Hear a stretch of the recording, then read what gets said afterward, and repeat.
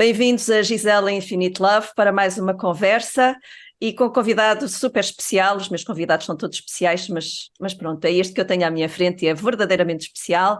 Obrigada, Ronquial, por este tempo comigo e com quem nos ouve.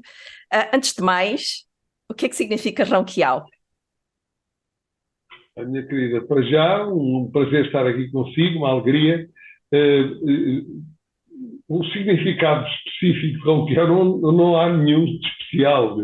Eu tenho um irmão mais velho que eu, não muito mais velho que eu, de modo que quando eu nasci ele era miúdo, e o meu nome de João, ele dizia Rão. Como os miúdos fazem, adaptam as coisas.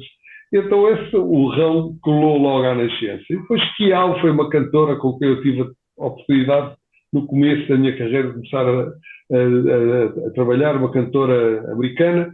Ela chamou Rão Kial, olha, ficou, eu gostei da sonoridade e adotei. Pronto, não passa disso. Interessante e é lindo e fica no ouvido. Vamos falar de música meditativa, que é aquela vertente que tem explorado mais ultimamente e que vai apresentar já amanhã na Feira Alternativa de Lisboa. O que é que nos pode dizer? O que é música meditativa para quem não sabe? Bom, repare que temos aqui duas palavras que parecem diferentes, mas não são tão diferentes como isso. Isto porque temos música e meditação. Ora, a música, no seu âmago, é um encontro do homem ou da mulher consigo próprio. Quer dizer, a música tem um efeito de nós arranjarmos ou conseguirmos uma consonância e uma unidade com quem nos ouve. E dentro de nós também, porque repare, o músico é tocador, portanto está a executar ou está a transmitir um som, mas ao mesmo tempo é ouvinte. E uma coisa não existe sem outra. Já repare que o músico por si, na sua origem, no seu âmago, anula a dualidade. Já reparou que é muito interessante. E o que é a contemplação? A contemplação é, no fundo, uma direção em relação a gente anularmos o nosso dualismo, nós colocarmos em relação ao nosso interior, no fundo, pormos à disposição de um estado onde não sejamos tão invadidos por esta nossa mente que nos põe em vários sítios que não têm nada a ver com aquilo que nos interessa e com aquilo que é a verdadeira vida. Portanto, a meditação digamos, um ato religioso na sua melhor forma de falar, que é o encontro do homem ou da mulher consigo próprio. Está a ver a ligação da música com a meditação, é muito profunda e imediata e logo de princípio é assim. Completamente. No fundo, atingirmos o mais possível uma unicidade, para deixarmos o nosso ego estar um bocadinho mais sossegado do que costuma estar e estarmos muito alinhados com a nossa essência, não é? Porque este ego, ele faz muita coisa fora de sítio. Coloca-nos inclusivamente com preferências e opções de vida, muitas vezes, que levam à divisão, que levam à não inclusividade e às diferenças, no fundo, nós criamos digamos, entre nós e os próximos. Isso é, de certa maneira, mitigado pela contemplação e, de certa maneira, nos põe num caminho que, eventualmente, nos afasta completamente, em certas alturas, desse egoísmo e que nos favoriza e faz-nos ver a realidade da maneira mais profunda. Então, Kiao, agora quem está a ouvir pensa, epá, eu não medito, ou medito de vez em quando. Contemplação, meditação é uma coisa muito difícil. O que é que responde a quem está a pensar assim? Como em tudo na vida, as coisas são fáceis e difíceis. Depende da maneira como se olha. A meditação, no seu princípio, é uma coisa super simples. O que é que eu tenho de fazer? Tenho que arranjar, através de vários sistemas que possam ser utilizados, há quem, por exemplo, se sente e faça a sua concentração em relação à respiração, há quem use certas e determinadas palavras que podem ser chamadas de mantras, onde nós, quando somos invadidos pelos pensamentos, utilizamos esse mantra, de certa maneira, para, não é conseguir apagar os pensamentos totalmente, porque isso, digamos, seria uma obra bastante difícil, lá está uma certa dificuldade, mas não ligar aos pensamentos, quer dizer, no fundo, pô-los como um grande meditador cristão chamado Thomas Keating dizia, pô-los num barco a passarem no rio à nossa frente. Sejam maus, sejam bons, eles a passarem e de certa maneira, isso provocar em nós realmente esta concentração e este entrar num vazio, que é um vazio que, no fundo, vai modelar a nossa vida e depois conseguimos, através destes momentos, lidar com a nossa vida digamos, com uma certa conta de peso e medida que tem muito mais a ver com a realidade do que com este tipo de preocupações provocadas por nós. Sim, e esta música que vai apresentar e que tem vindo a desenvolver, esta música meditativa e a ligação com a flauta de bambu, o que é que nos pode ensinar, basicamente, ensinar sobre essa ligação? Olha, essa ligação vem, a própria, como lhe digo, o próprio ato de fazer música é um ato que unifica, porque, como lhe digo, é muito interessante, mas não existe músico sem ouvinte e não existe ouvinte sem músico. Portanto, no processo em que nós, no processo de fazer música, tentamos como é que eu lido com o ouvinte que sou no momento em que estou a tocar música e como é que o ouvinte lida com o tocador de música. Este processo faz com que haja uma procura intuitiva de unicidade, de unificação entre um e o outro. Ora, isto é o propósito precisamente da meditação. O que acontece? A música pode induzir a quem ouve precisamente esse estado, porque deixa de haver, em certo e determinado momento, ou pela maior parte de momentos que sejam possíveis provocar para acontecerem, esta união entre a pessoa que ouve e o que está a tocar. E, portanto, a música pode e deve ser um grande elemento para a indução da contemplação. Muitas vezes, desculpa lá, Gisela, as pessoas muitas vezes não pensam nesses termos. Quer dizer, não pensam. Bom, o processo automaticamente passa-se, e passa-se em termos, penso que tem muito a ver com o que eu estou a tentar dizer, mas todas estas coisas descritas por palavras não conseguem reproduzir exatamente o que se passa. Mas é pensando sobre esse fenómeno que nós podemos intelectualmente falar, mas o intelecto só aflora, não penetra profundamente, porque precisamente o estado que nós queremos é um estado onde o intelecto não funciona. E, portanto, quem nos ouve, faça o favor de amanhã ir à feira e beneficiar do seu concerto de música meditativa. O que eu gostava que abordasse é a flauta de bambu. Que características é que tem? O que é que, do seu ponto de vista, traz a si como benefício e a nós como ouvintes e esponjas a absorver toda essa música e essa sonoridade? Mas não há dúvida, mas repara, nós conseguimos, através da música, sentir o benefício que provocamos às outras pessoas, através de conseguirmos perceber o benefício que traz a nós próprios. É interessante isso. Repara, eu nunca lhe posso dizer que benefício é que a minha música lhe traz assim, se eu não sentir o próprio benefício em mim.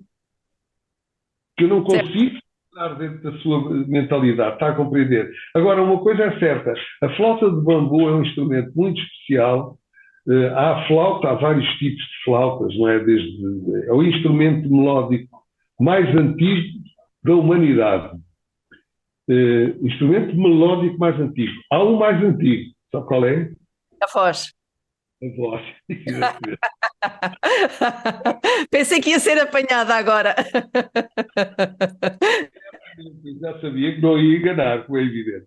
Portanto, a voz é o primeiro instrumento e a flauta é um instrumento que vai reproduzir a voz desde o seu início. Repara, esta flauta tem esse papel de reproduzir a voz e, ao mesmo tempo, é um instrumento da terra. Aquilo é tirado de uma cana que vem da terra. Quer dizer, há qualquer coisa disto no som, o orgânico do próprio som, a qualidade do bambu, que nos aproxima muito da voz. Portanto, é um instrumento muito especial, não é? Eu, quando estou a dizer isto, não quero puxar para o meu lado, digamos, o facto de que há flauta Mas está à vontade, pode puxar para o seu lado, está à vontade. Carta branca. é que, na realidade, é um instrumento muito especial, com uma característica de sonoridade e de projeção espiritual muito grande. Até repara uma coisa muito interessante, sabe que a Índia é um país muito ligado à espiritualidade, à contemplação e tudo aquilo que nós estamos a falar. E uma divindade indiana, que é Krishna, um deus indiano mesmo, Krishna era flautista. Portanto, há muitas coisas, é muito interessante. Aparece um deus, não é? Que foi, como é que é? No imaginário de há milhares de anos, qual é que é, digamos, como é que eu posso pôr uma mensagem espiritual digamos, no âmago desta figura extraordinária que é Cristo? Põe-lhe uma flauta, portanto, o som da flauta já manifesta desde muito antigamente esta espiritualidade que está associada a Krishna e a toda e qualquer ambiente espiritual. Sim, eu gostava que falasse também um bocadinho da influência precisamente da música indiana e o que é que o levou, foi o tucur intelectual, vou aprender, ou foi às vezes já aquela ligação quase intrínseca dentro do corpo, as células sabem que faz parte, nós fazemos parte daquele sítio, é um bocadinho uma coisa de vidas passadas, não sei se acredita ou não, mas sentimos, não, aquilo fala comigo mesmo eu não tendo estado lá. Qual é essa dinâmica? Como em tudo aquilo que contra a nossa vida é misterioso, não é? A gente não consegue pôr a mão totalmente no sentido objetivo, olha, isto é assim, isto é assim. Não, que isso não seja uma preocupação, porque este mistério, inclusivamente, é um grande fascínio para a nossa vida. Agora, repara uma coisa, a primeira vez que eu ouvi música indiana, por um instrumentista, um homem que teve uma influência na minha vida e continuo a ouvi-lo muitas vezes, apesar de ele já não fazer parte fisicamente do nosso mundo, mas a primeira vez que eu ouvi um homem chamado Bismillah Khan, que toca um instrumento chamado Shehnai, um instrumento de sopro, eu tive uma sensação extraordinária. Vou dizer, sabe o que era? Eu já ouvi isto, mas isto é completamente novo. É possível ter este tipo de coisa, mas nós muitas vezes temos isso. Quer dizer, havia qualquer coisa de déjà vu, como a gente diz, não é? E ao mesmo tempo completamente novo e original. Porque a música indiana, no seu âmago, é muito familiar e ao mesmo tempo provocou-me muito no aprofundamento do seu estudo e no envolvimento espiritual com ela. Essa parte do é muito familiar, mas eu não conheço, no meu campo, na minha atividade, é o que nós chamamos de memória celular, que vem no nosso ADN de outras vidas. Experimentamos, voltamos cá, esquecemos, mas há triggers, há algo que em certos momentos da vida nos faz ter essa sensação. Eu não sei o que é, eu não conheço, mas faz parte de mim e eu quero ir saber mais. Não é? É muito interessante. E, aliás, os indianos são uma das culturas que desde os primórdios, a Índia, não é? Que desde os primórdios acredita na reencarnação e em tudo isso. E, portanto, há aqui como que elos, não é? Que se ligam uns aos outros. Muito interessante. Quer dizer, na realidade, eu não sei, eu manifesto a minha ignorância em relação à verdadeira razão disso acontecer. Uma coisa é certa, aconteceu e tem realidade, de modo que eu sigo essa sensação de realidade que me deu e tenho vindo a desenvolver o estudo desse instrumento e dessa música, mas ao mesmo tempo, evidentemente, com a consciência e digamos, uma força que eu faço em relação ao facto de ser português e que, ao mesmo tempo, a minha música deve expressar qualquer coisa do sítio de onde eu venho, apesar de não me fingir a isso. Digamos, penso em mim como um músico que tem uma certa raiz, essa raiz é forte, mas ao mesmo tempo está sempre à procura de coisas que o façam sair fora e provocar novas experiências. Fantástico, fantástico. Amanhã, o concerto em Lisboa, o que é que vai oferecer? Pronto, como é que se vai processar? Eu tenho, portanto, uma suíte, chamemos-lhe assim, de quatro momentos.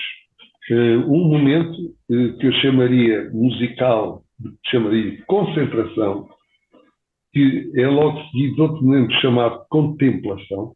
Estão os dois, este bloco está junto, portanto demora à volta de 20 e tal minutos, por aí, não sei, como não consigo dizer, pode ser mais, em princípio pode ser um bocadinho mais, talvez, não sei exatamente, mas anda por aí.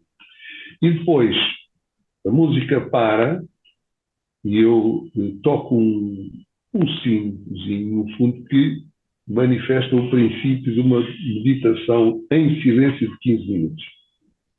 Portanto, eu vou anunciar isto no princípio da atuação. A partir deste momento, estamos 15 minutos em silêncio. Ao fim desses 15 minutos, soa ao sininho e eu toco.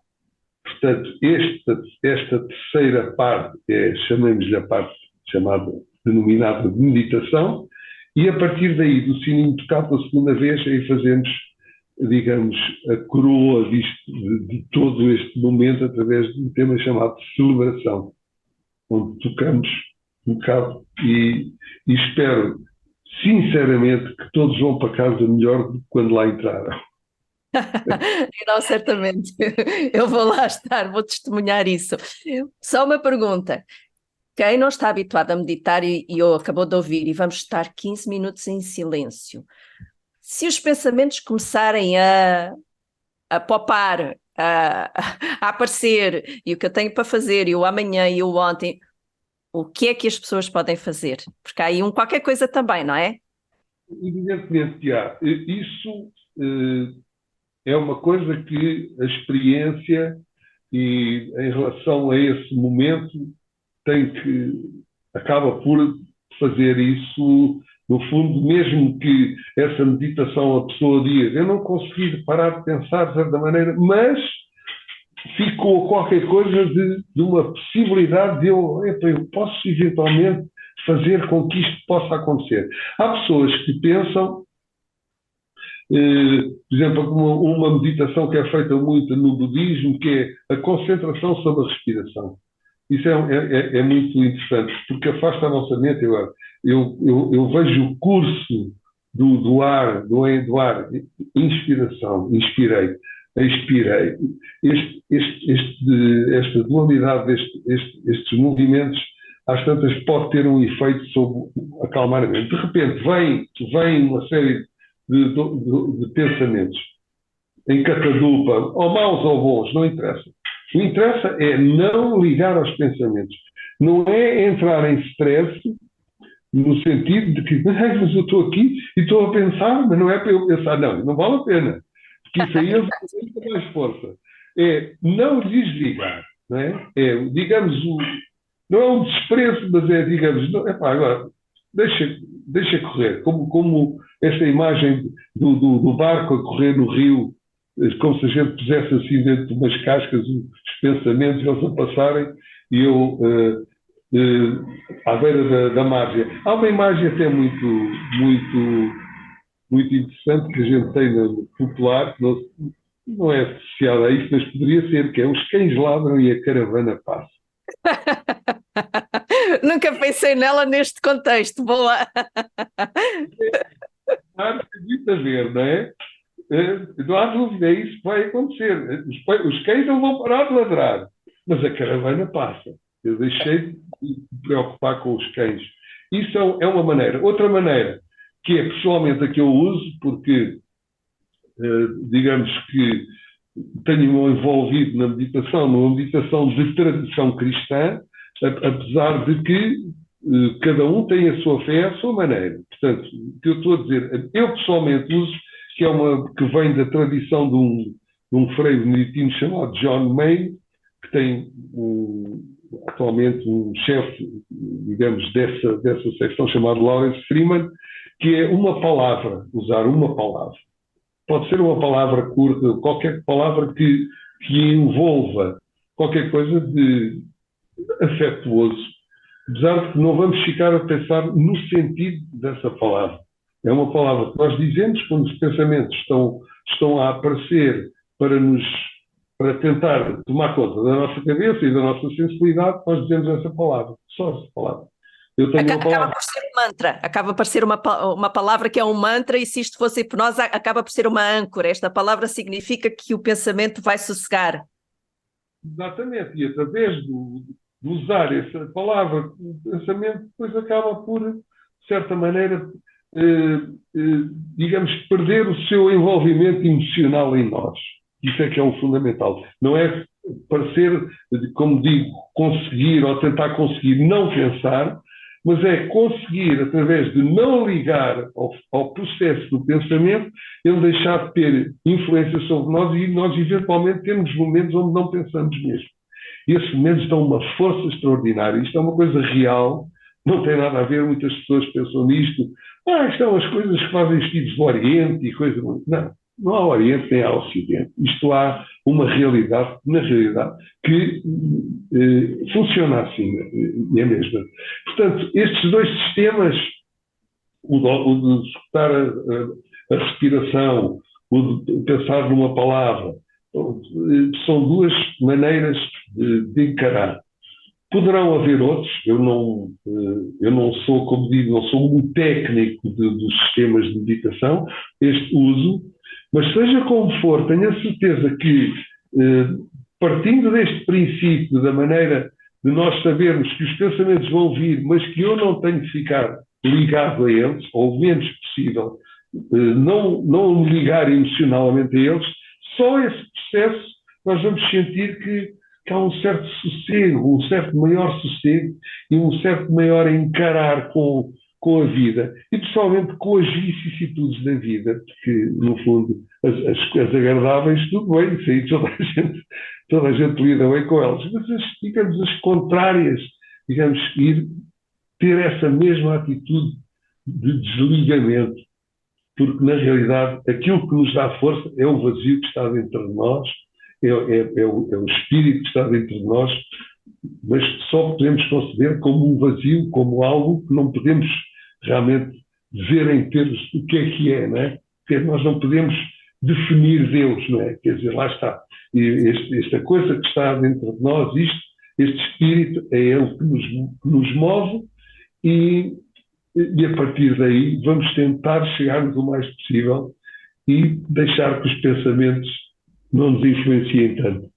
Eu chamo-lhe o vazio criativo, e esse distanciamento dos pensamentos é um treino depois precisamente para as situações mais difíceis, para as situações de agitação, seja que tipo de agitação for, porque às vezes a agitação é de fora, outras vezes é nossa, nós inventamos coisas dentro de nós, e portanto esse treino de distanciamento depois ajuda a ver a vida numa perspectiva mais empoderada e capacita-nos para sermos e agirmos de uma forma melhor, antes de mais, para nós mesmos. Além de que a ciência já tem N estudos sobre os benefícios da meditação e do acompanhamento da música nesse processo de meditação, o que para quem é muito racional, muito mental e quer ver 1 mais 1 igual a 2, aquele aporte científico funciona sempre muito bem para entender como as coisas funcionam.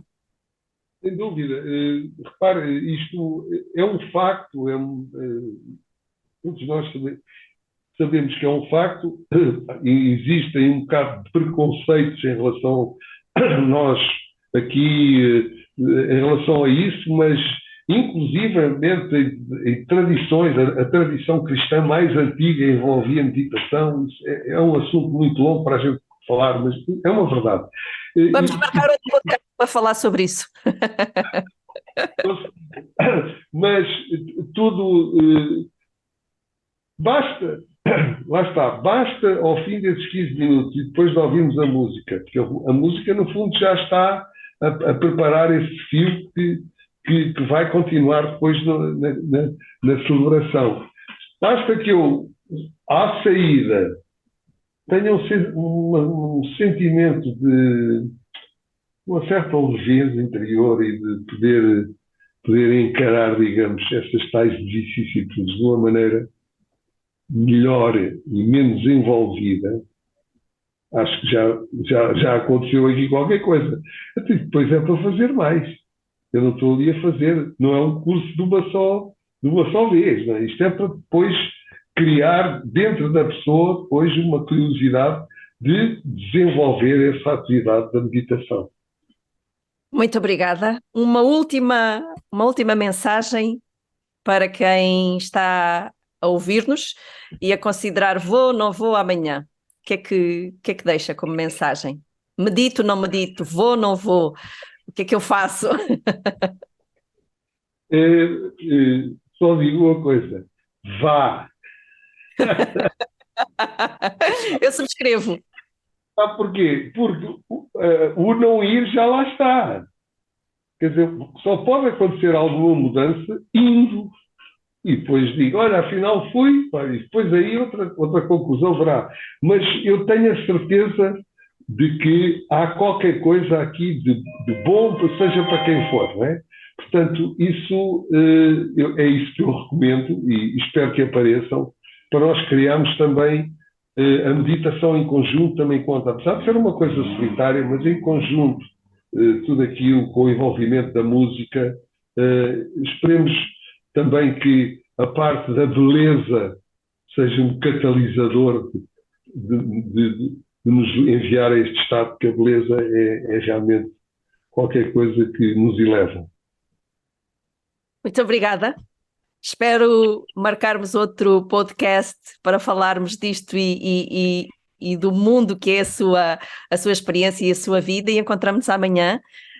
Já sabem, é em Lisboa, no Parque do Inatel, às 21 ou 21h30. Por favor, vejam o horário com precisão e encontro-vos no próximo Gisela Infinite Love podcast. Até breve. Obrigada, João Quial. Obrigado, Gisela. Tudo bom.